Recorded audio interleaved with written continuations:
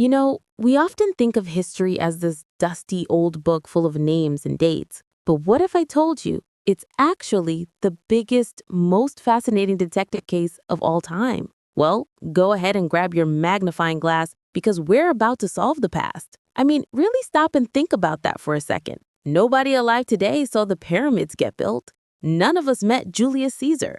There's no video footage, no audio recordings. So how in the world do we piece it all together? How do we know what really happened? Well, that's the big mystery we're cracking today.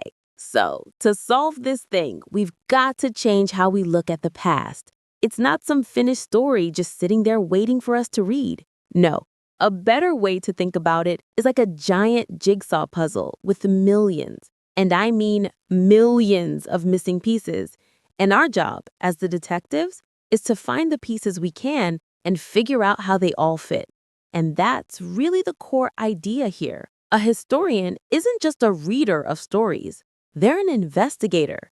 The past? That's a cold case. A very, very cold case. And every single thing that got left behind, every object, every piece of writing, is a potential clue. A clue that could crack the whole thing wide open. Okay, so if we're detectives on the case, what are we looking for? Evidence, right? Of course. And in the world of history, our evidence gets a special name.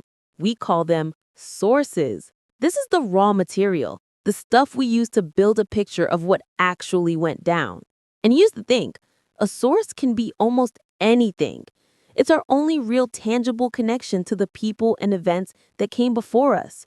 Without sources, history is it's just guesswork. This definition is super broad. So to make it easier, let's break all that potential evidence down into three main categories. First up, we've got the stories. These are the myths, the legends, the songs, the family histories, the interviews, all the things that are passed down from one person to the next, from one generation to another.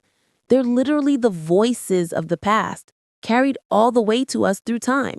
Next, you've got the written record. This is a huge one. It's everything from a big official government document with a fancy wax seal to something incredibly personal, like a secret diary entry or a love letter. Heck, even a simple shopping list can give us an amazing window into what life was like back then. And finally, we have the actual stuff people left behind, what archaeologists spend their lives digging up, a broken piece of pottery, a simple tool they used for farming, the ruins of an old building. These physical objects tell us so much about how people really lived day to day. All right, so we've gathered our clues, we've got stories, records, and objects. But any good detective knows you can't just take everything at face value. Not all evidence is created equal. You have to evaluate it.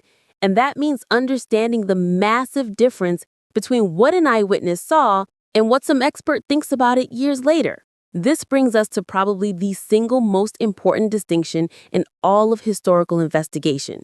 On one side, you have primary sources. Think of this as the raw evidence, the stuff from the time period itself, the eyewitness on the scene. On the other side, you have secondary sources. These are things created later by someone looking back and analyzing that raw evidence, like an expert analyst on TV. Let's make this super clear. A diary written during the war, that's a primary source. A photograph from the event, primary. An ancient tool pulled from the ground, also primary. But a textbook written about the war 50 years later, that's a secondary source. A documentary analyzing how that tool was used, secondary. And yep, that means this very explainer is a secondary source because we're interpreting all this info for you. This quote just nails it, doesn't it? The primary source is the raw DNA of history. Historians, the real detectives, always want to get as close as they can to that raw DNA. That's where the purest, most unfiltered evidence is before anyone else has had a chance to put their spin on it. So we have our clues, and we've sorted them into primary and secondary. Awesome. But there's a huge problem. Right now, they're all just jumbled up in one big messy pile. To actually solve the case, we have to put them in the right order. We need a timeline. Just think about it. A random pile of clues doesn't tell a story. You can't figure out cause and effect if you don't know what happened first. Did the big speech happen before or after the battle? Knowing the sequence is absolutely everything. And to figure that out, humanity invented one of its most powerful tools ever, the calendar. How do you even build a calendar from scratch? Well, it sounds pretty complicated, but really it just boils down to 3 simple steps. First, find something in nature that repeats like clockwork. Like the sun rising and setting. Second, chop that cycle up into useful bits, like days and months. And third, you just pick a starting point and start counting. That's it. And with that simple but brilliant system, we create a framework, a kind of grid where we can finally place all our clues. A diary entry goes right here. A piece of ancient pottery goes way, way back there. And all of a sudden, that jumbled mess of evidence starts to look like a real story. The case starts making sense. So we've learned how to think like a detective, how to find our clues, and how to put them in the right order. But you might be asking, okay, so what? Why does any of this stuff from long ago matter to you and me right now? Why should we even care about solving these old mysteries? 200,000. That's roughly how many years we, modern humans, have been walking the earth, creating stories, building civilizations, and leaving behind this massive trail of clues for us to follow. That is a lot of history. See, solving this giant mystery isn't just some academic game. It's what helps us understand our own world and how we got to be the way we are. It teaches us to learn from the wins and definitely the losses of everyone who came before us.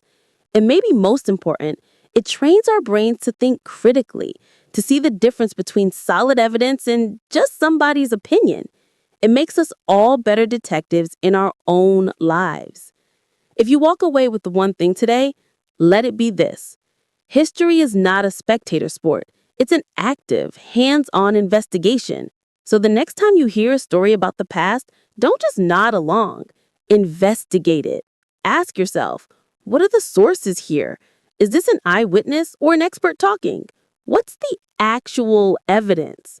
So I'll leave you with the final thought to chew on.